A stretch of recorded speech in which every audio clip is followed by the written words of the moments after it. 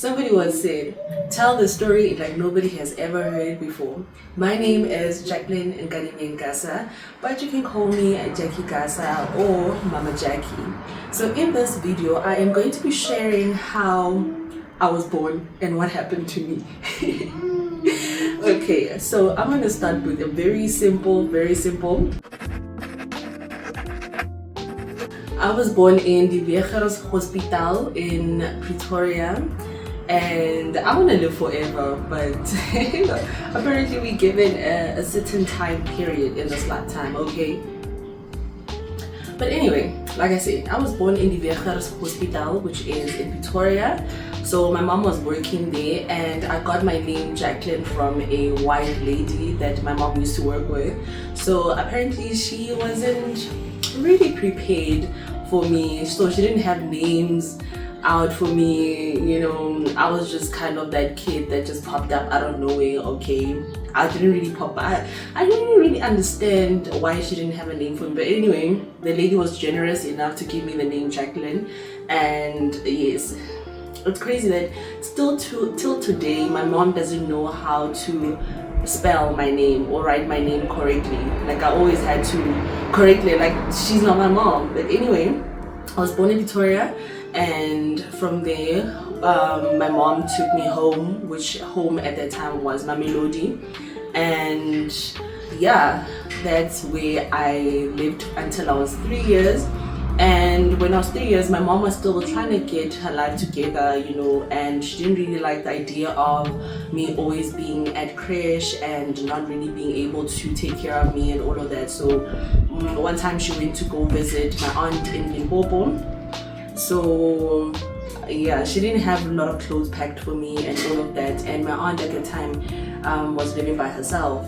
So my aunt was like, no, since my mom was, you know, getting out of a divorce and getting her life together, starting from the bottom and all of that, let her take me in. My aunt took me in, and my mom went back to Johann, to Pretoria by herself, Mamelodi, right, to see what's and all of that. So that's how basically I started living with my aunt. And she was very generous enough to be like, no, as in I have impatla zamantombazana, so it won't be so much of a problem. And I could go to the public school there, so Gile Dijane primary school, which is also Goramasemola. So it was really nice. It was really nice. Like, it was a nice experience. I remember I had like 3 friends, right? I had my cousin Gavelo. He's woke, you know, he's very intelligent. He actually gave me my first astrology book, which was like, what? I didn't, but he's very woke, like he will tell you the most unseen things and spiritual things ever. However, it was Ukabelo, who's my cousin, who used to live like 2 houses away from my aunt's house. And he used to live with his grandparents, so we both were not living with our parents. And then front opposite was his friend, which was Mato, which was automatically my friend because this Lala Sonke. And then there was these other 2 girls, Fili and Mamosadi. So yes, so my cousin Bingham counts as my friend because he was my cousin. But anyway, we used to go to school together. I remember us climbing on the mountains. We used to climb also the rocks, the big rocks. I'll put them somewhere here or somewhere there. It was really nice. And eventually I started walking by myself. I don't know why I did that, but because he was older than me, I think maybe he went to a different school or something like that, but I'm not really sure what happened. But I eventually started walking by myself. The reason I didn't like walking with my other 2 friends, especially Ufili, was because she used to like buying the avocado and boiled eggs every day, and I didn't have a problem. The only problem I had would be like, which I didn't like that, because just eat the thing and finish, you know what I mean? So those are my friends in Limpopo. So basically that was my childhood in Limpopo, living with my aunt. So I don't really have spiritual encounters that happened with my aunt. However, I do remember going to church with her on Sundays.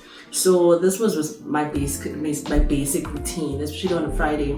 So On a Thursday, I would go to my grandmother's house, which was like, it's a long distance, okay?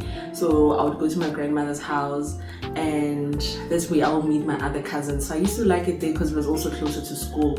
Although my aunt didn't like the idea of me living with my grandmom, because she's the one that took me from my mom, so she had to account to my mom. So it was just those things. I would have rather lived with my grandmother, because I hated the distance from my aunt's house to school. Okay, it was too much. But anyway, I bid with it. It felt like I need to pay it, but in the day, now we are here. So it's years ago. So it's one of those.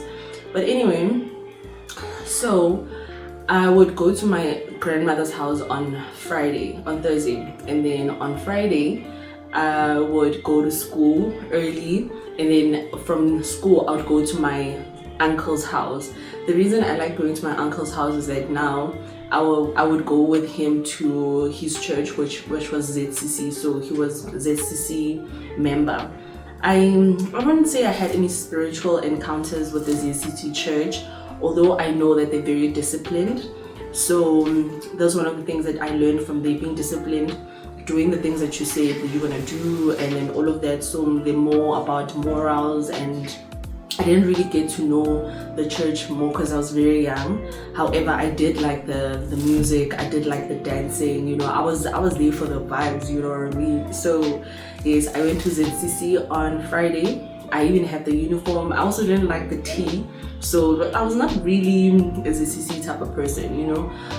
However, on Saturday now, after church, Friday after church, I would go to my aunt's house, and from there I knew that on that Saturday I was gonna go to St. John, which it's also known as Lion of Judah. So as you enter Ramasemola, when you enter, that's where you see Lion of Judah. There's a big stone written Lion of Judah. That was my favorite church, and I like the fact that basically, like, it was just basically so but that was my favorite church, you know. The reason I liked it was because I felt like I could be myself. In terms of, we used to sing. I used to like, you know, the drums. They had drums. They also had a stick in which you would like turn around the snake, and then you would be like dizzy, and you fall down, and then you just feel connected with the Holy Spirit. You know what I mean?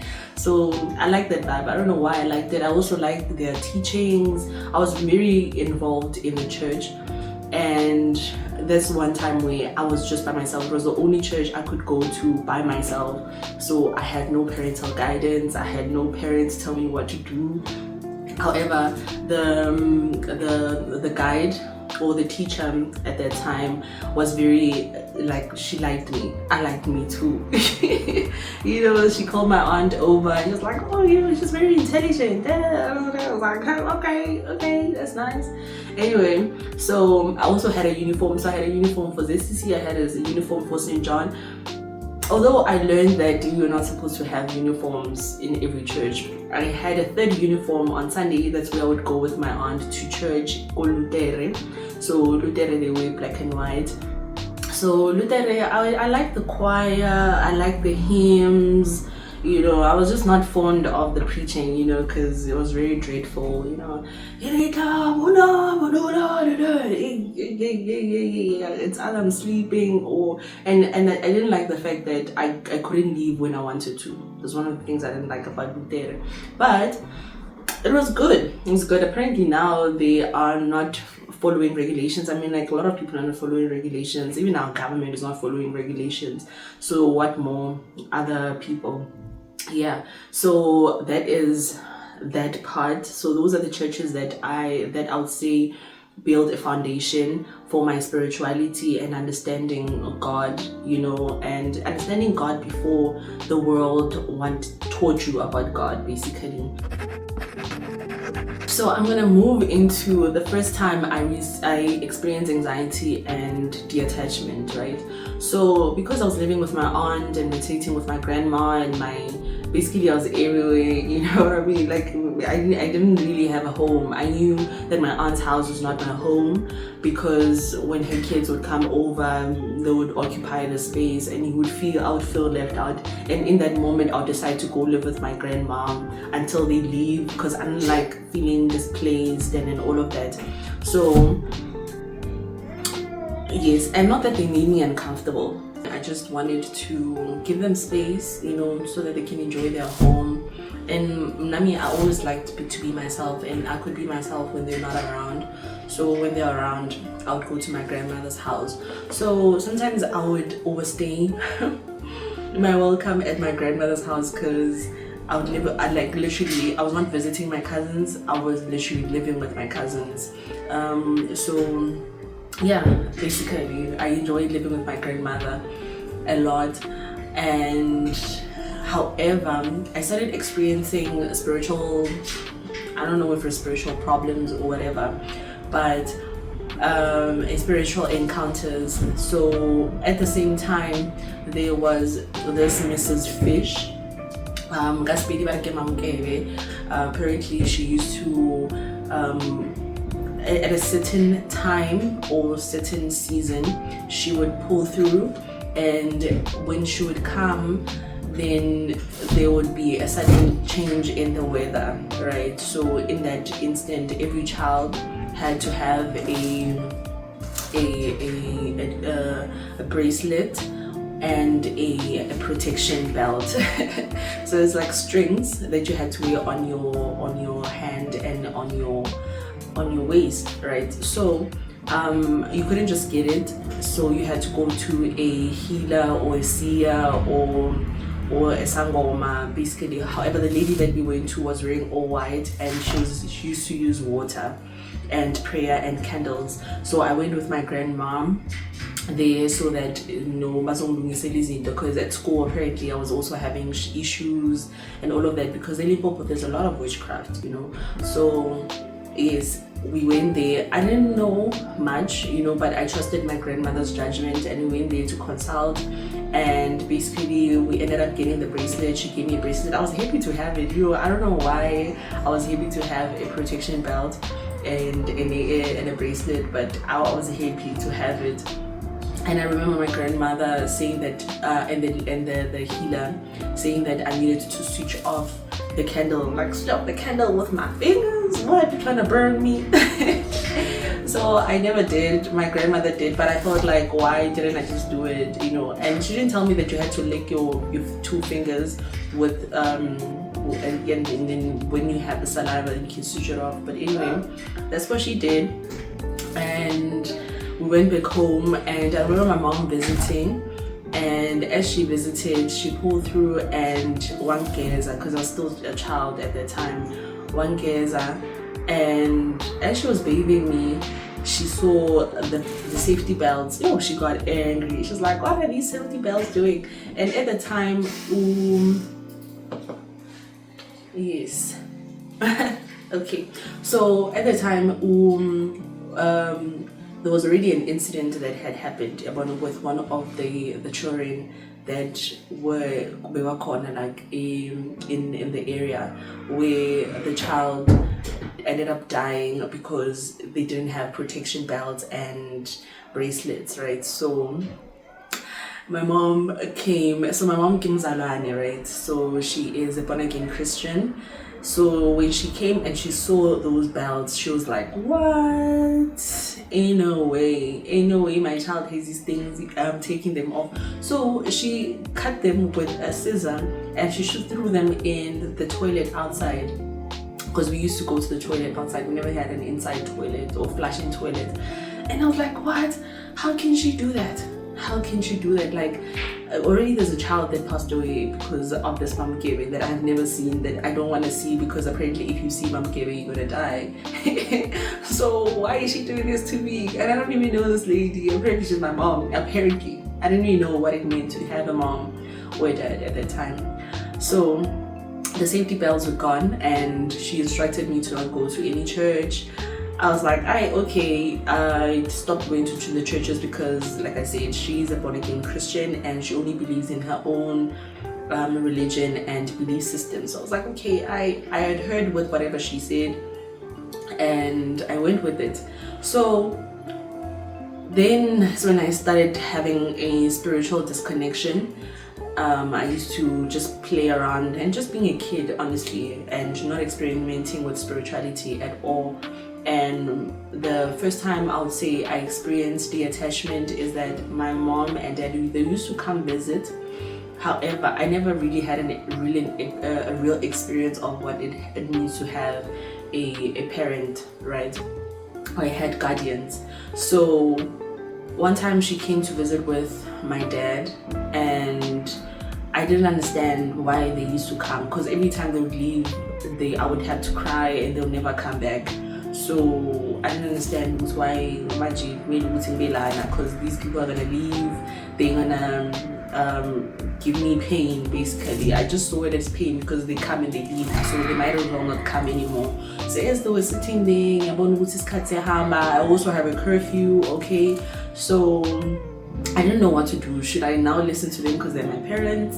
And apparently this woman has so much power of my life because she just took off my safety belt, and however, I also have authority from my aunt and my grandmother, so it was just confusing. So in that moment I decided to get up and leave while they were still chilling there. I was like, hey, I'll see you, deuces. So as I was walking away, my dad says that he felt emotional because he's like, what? Did he lose disconnection from me? And I had lost disconnection from them.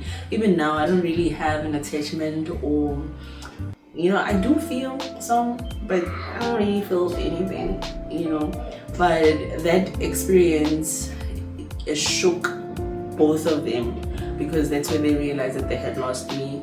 And I was just thinking about my curfew and the fact that I'm at my grandmother's house, and to my aunt's house it's so far, so I need to get going. So it was nice seeing you guys. So I'll see you next time when you decide to visit, whenever you visit, because they would come like once or twice a year, if ever, and they'll come with Christmas clothes, and it was really nice. It was really nice. They'll come with KFC, it was nice.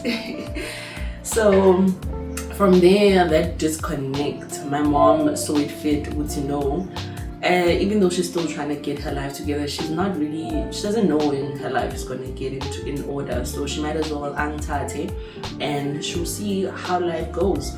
And that's how I moved from Limpopo, South Africa, to Ekangala, South Africa, which is around Bromosprate, Kalinin, which is where now the biggest diamond was found. And there's a lot of stories around Bromosprate and Kalinin that I'll also like to share in our one-on-one sessions, or in these sessions or story times.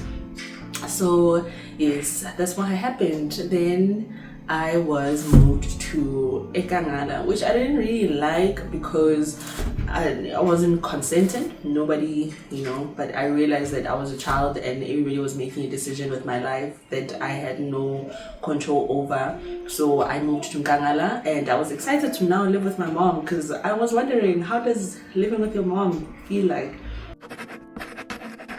And that marked my first day in Ekangala.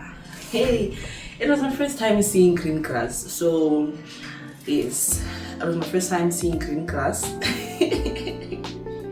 I was so used to seeing sand everywhere and stones and mountains that I had not seen grass before, and for the first time I remember hearing our neighbors cutting the lawn, kids playing in the streets. It was my first time seeing a busy road, because we're living in the busy road, and it was my first time seeing so many people, because I was from a semi-rural area, which is Limpopo, and then now I moved to a semi-township, which is Ekangala, right?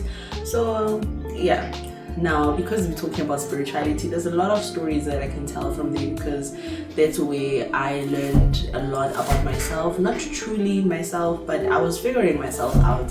And a lot of people found me very foreign or alien. And I would say the reason is I was speaking Espedi, because Limpopo bekebulela Sepedi and bekebulela Sepedi twi, so now ke fitla go Kangala, I get Zulu, I get Isindebele, and my mom has never learned isiZulu or Isindebele. For me, it was a culture shock. I was like, what?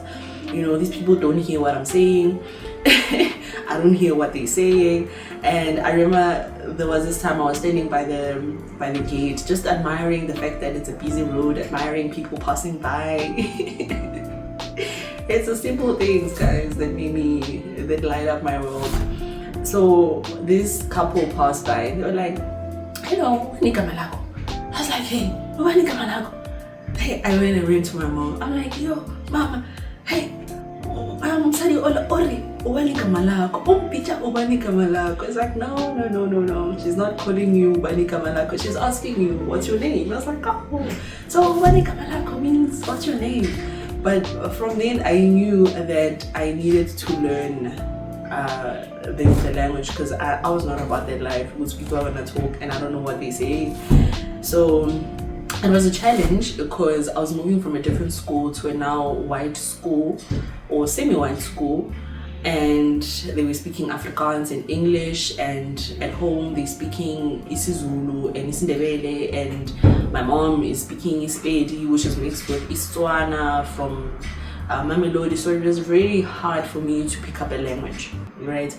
But anyway, I did because the girl didn't have a choice. But because I remember being in the transport and I was like, and everybody laughed at me. And I was like, "Why are you laughing? I mean, I said it right, like and they're like, no. Then I learned that there's an accent. Mina, I was speaking isiZulu in Spain. So I also had to learn how to speak, and adapt in that. And that's when now we moved from where we're living, which was a busy road, to a more quieter road and or quieter area. So the way we're living before, we're renting, and then my sister bought my mom a house where she is now currently. So living there was also another culture shock, because I was used to busy road, ice cream, just like there was a shop just front opposite and they were selling ice cream, and that guy or that man loved my mom, so I used to get ice cream all the time, and I had a crush on, it was just a lot. Okay, yeah, it was nice. And now I had to move to a not so busy road, but again, I adjusted, and it was a really nice adjustment. I liked the quietness of it. And in that yard now, we started a church in the garage. So yeah, the spiritual encounters started. So the reason we started was because that house was very haunted. It was a spiritual house, really. That's why the man apparently sold the house, because it was haunted. So you can imagine how many spiritual encounters I experienced in that house. So to a point where I prayed and I asked God, I was like, "God, please stop. I don't want to see these things anymore." Because the spiritual encounters were no longer just in my dreams. Like, even physically, I would see things and I was experiencing things. Like, I would not want to go to my bedroom. I had a bedroom, but I didn't want to sleep in the bedroom. So those were one of the things. So yes, and now I started practicing the spirituality of Oba Umzalwane, which is a born again Christian, and I didn't really know what that meant. So every Sunday I would get born again. I would accept Jesus as my Lord and Savior every Sunday, but I felt like that I should be doing more. And I started doing ushering. I was ushering at the door. I started at the gate and then I went at the door, right? So as time goes on, the church is growing and it went beyond just our garage, right? So I started at the gate and then I went to the door, and from the door I felt like I was also teaching other people how to do ushering. I don't know where I learned ushering, but this way I loved it. I loved welcoming people. I loved taking someone's taking someone's bag or Bible and helping them sit down and guiding them where to sit, and I like the fact that you are sitting where I'm gonna tell you where to sit, you know what I mean? Although I'm gonna do it with a smile, I'm gonna be polite and all of those things. I really enjoyed it, and from there I went to now ushering the people that would fall, because I would realize that hey, I'm not so I started, and I was very young. I think I was like 9 years at that time. So they did not want me to usher people because they were scared that people were gonna fall on top of me because I'm so tiny. But I was like, no, I'll get the strength from the Holy Spirit. And they even came up with an angle of how to usher. I was really, I would say, envious of all the people because I felt like I was trapped in a small body, But anyway, I did ushering, and then from ushering I went to singing. So we singing and then I realized that people actually like my voice, and then I went to start singing. I wanted to do drums, but I didn't want to get muscles. I was just trying to do everything, and I ended up teaching the word, especially on Wednesdays, and Wednesdays turned into Saturdays. So Wednesdays was a small church, and then Saturday was a bigger church, and then Sunday was obviously the whole church. So that's how I was positioning myself, that I wanted to take Sundays at the age of 12. Okay. So yeah, I wanted to take Sunday service. And then church started happening every day because I was that person. Like I wanted to be at church every day. I was devoted like that into spirituality and Christianity. And then fast forward, I would also preach at school. I would preach at school, and at school it was not welcoming energy because everybody has their own belief. It's not like a church where everybody comes together in one belief and one spirit. So it was a challenge, but I fought for Jesus. Okay, I was that girl that was gonna fight for Jesus. Okay, like I was that girl. So I fought for Jesus, you know what I mean? And I would also do to preach in crusades. I was doing a lot. I was doing the most, okay? And I was just a church girl. And when I was like 12, I wanted to get baptized. Actually, when I was 11 and I was about to turn 12, I knew that you could get baptized by 12 years. But at our church, it had never been done before that a child at the age of 12 could be baptized. And I wanted to be baptized. I wanted to be the first one because I felt like that was the only thing that was standing in between me and my potential and my higher self. I need to get baptized. I need to get dipped in the water. You know what I mean? And then come back, dipped 3 times and come back by the Lord and Savior. You know what I mean? And now the church protocols changed from 12 to 16. I'm like, 4 years? 4 years? I have to wait 4 years to get dipped into the water. I think started changing. You know how Bazalani churches go normally, it starts off hot and then it gets cold. People became cold-hearted. I'm not gonna name names, but it was hectic, So around then, I was also depressed, and I prayed to God. I was like, I need to move out of Ekangala. I need to go somewhere new because it's getting toxic. I can't go to another church without feeling guilty. I can't be at church without feeling guilty. So it was just a lot, okay? And I was doing grade 7 and looking forward to doing grade 8, going to high school. So, because he always answers my prayers. So, I had an option in Uti. I had to go look for a school myself. And I was ready to not go to school. I think if I did not find a school in that year, I was going to be a dropout in grade 7 because already I was not feeling the school thing, okay? Fine. So, my mom found a job in Johannesburg, South Africa, and she pulled me through. However, I was not living with her. I had to come live with my sister now. So another disconnect. So I went from disconnecting with my mom, connecting with my mom, to disconnecting again, to now living with my sister, older sister, who became my mom basically. Like she took over my mom's role. So I lived with her, and it was an opportunity for a fresh beginning, in my opinion. So I got there to Johannesburg. Now I was a Joburg girl, I'm no longer a Makaya girl, you know what I mean, and stuff. I can now speak my English. I can now be myself because I've always wanted to be myself. Like I've always just wanted to be myself. I didn't know what myself looked like, but I wanted to be that. But anyway, so yeah, now I'm in Johannesburg and I met beautiful souls, open-minded. It was my first time meeting open-minded people. Like usually when I would start a spiritual conversation, it will end up in anger or yeah, how you testing God, hey. And for the first time, I met open-minded people. Okay, like it was weird. It was a culture shock again. So yes, however, I'll say then I would now start going to church with my sister, which was a cry. The what was it? It was the oh, I don't know why Seventh-day Adventist is in my head. Maybe it's because my husband went to that church. However, it was the Church of Jesus Christ. They used to read the Book of Mormon.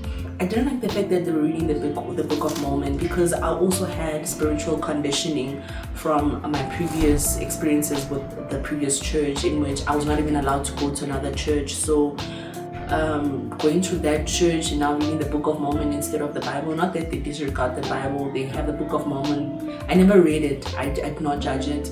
So that was not sitting well with me. However, I loved everything else about the church. I love the fact that in the morning you get there and you sing, the whole church comes in and then they sing. It's a white church, it's a mixed church, yeah, but the pastor was white.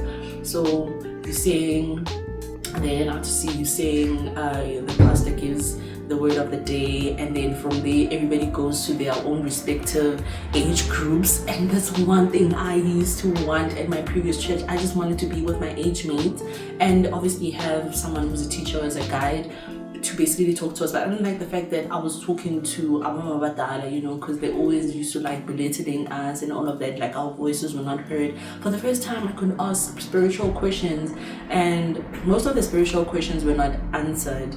So that's one of the reasons I stopped going to church, because I felt like I was looking for something that was not there. Although the structure was amazing and I loved the fact that I was learning every Sunday, I just wanted a moment to myself. So I told my sister, as in, I'm not gonna go to church anymore. However, I am more than happy to cook Sunday course. So that's when now I started investing in my cooking skills, and my husband can tell you it's baby girl. I've been practicing, okay. But anyway, so every Sunday when they're coming from church, they will find a cooked meal, and I took those moments for silence, to recharge, to reset, and yeah, that's what had happened. And yeah, that was my high school, meeting like-minded people, spiritual people who understood spirituality, on a broader perspective, and understanding God on a broader perspective. So I felt contained, although my mom felt a disconnect, because I used to be so volunteer. I used to volunteer so much of my time to the work of God that when I stopped, she felt like I stopped believing. In which, in grade 9, I became atheist. I didn't want to hear anything about God. I didn't want to hear anything about the Bible. I was just set on, I will find God and God will find me. And then I learned that God never leaves you. You're the one that just misdirects your energy. And now we are in Johannesburg, okay?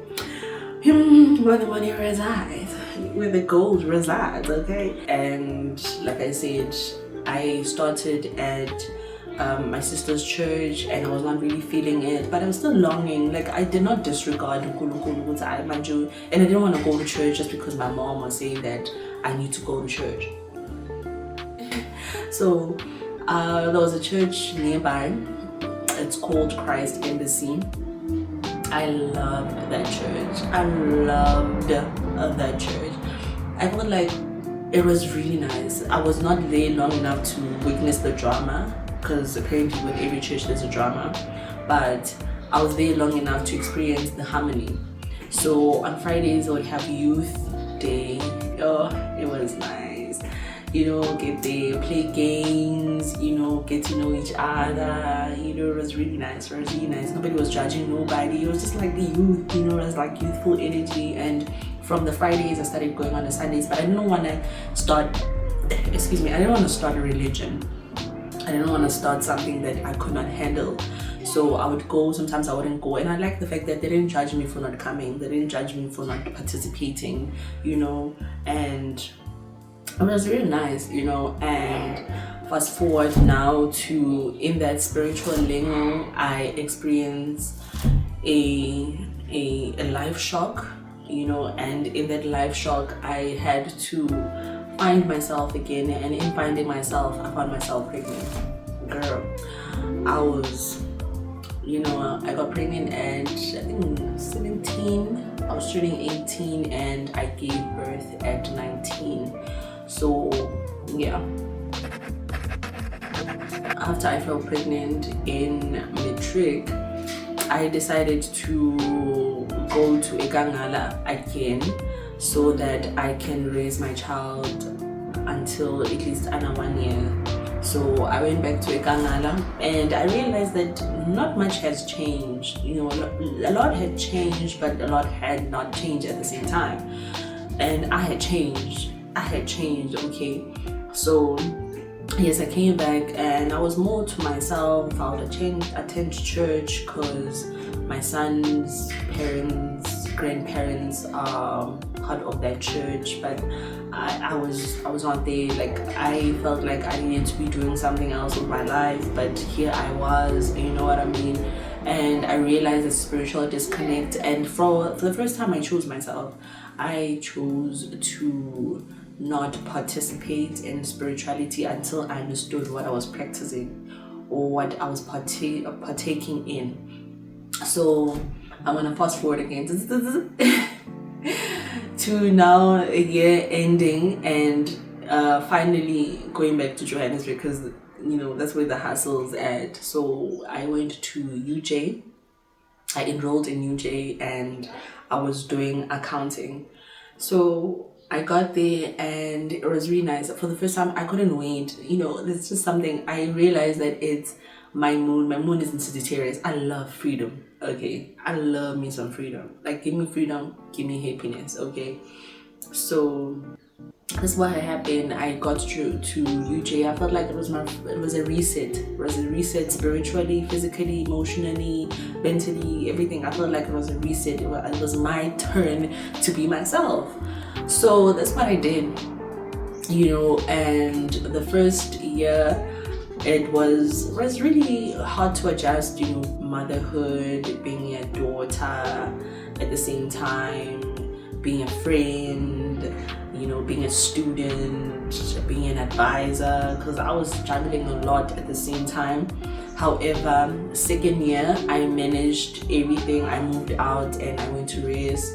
That's when I started my business. I was selling sunglasses, I was selling handbags, I was selling hoodies, I was just like running a business, and life was good, okay. And third year, that's when now things started crumbling down. Like, I was good on the outside, moneyed, for the first time I could afford the clothes, the shoes, everything that university required. But spiritually, man, there was a disconnect spiritually. So the disconnect now was that I had chosen to do accounting because the main thing was that if I'm not someone else's accountant, then I'm gonna be my own accountant, because I knew that I was into business. Okay, I was already shabbering things, doing the things that need to be done. Okay, so however, third year was the hardest because that's when now I met the darkness, right? So when you meet the darkness, you need light, you need God, you need to be spiritually aligned. However, I did not have that at the time. So I found myself crumbling, I found myself depressed, I found myself anxious. I hated my course. I hated the fact that I was there for everyone. I was there for my child, I was there for my mom, I was there for everybody. I was living up to everyone's expectations, my sisters, my brothers, everyone was just looking at me, and I'm just like crumbling, and nobody is noticing, nobody is hearing me when I'm saying that I'm not okay because my marks are good.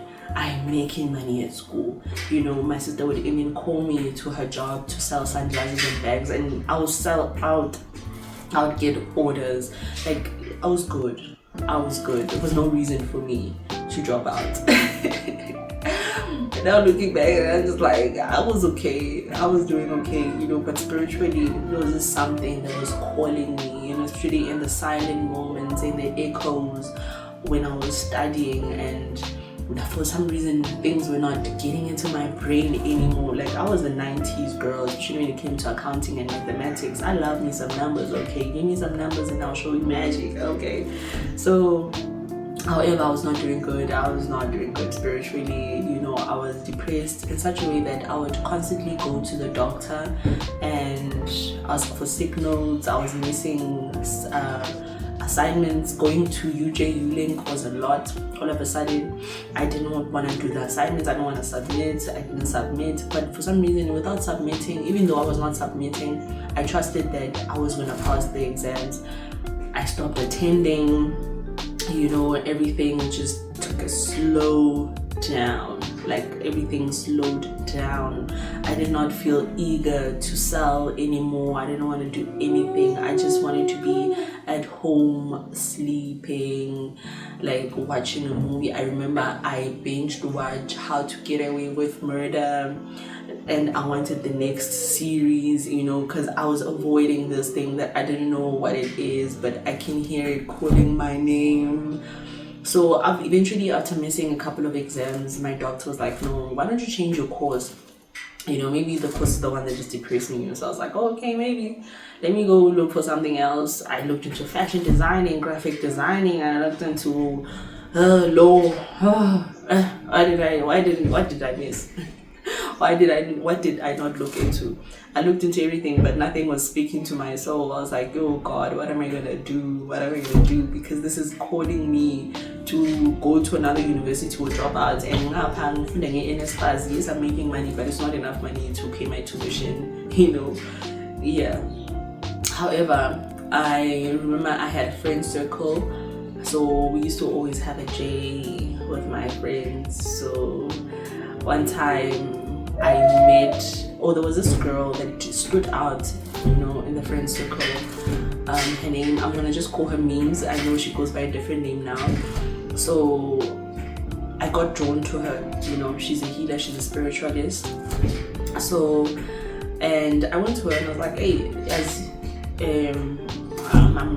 I didn't really tell her what was wrong. However, she introduced me to tarot readings, and it's like, oh, tarot readings, and she was listening to tarot readings. She didn't introduce me to it, she was listening to a tarot reading, and I got curious to see what she was watching, because I used to think that tarot was evil, and I was open-minded spiritually at that time. So I watched a tarot reading, and it was very accurate to my life. And then from there, she said, no, try out meditation. I had heard of meditation before then. However, it was my first time like having to do it. And my question was, what's the worst that could happen?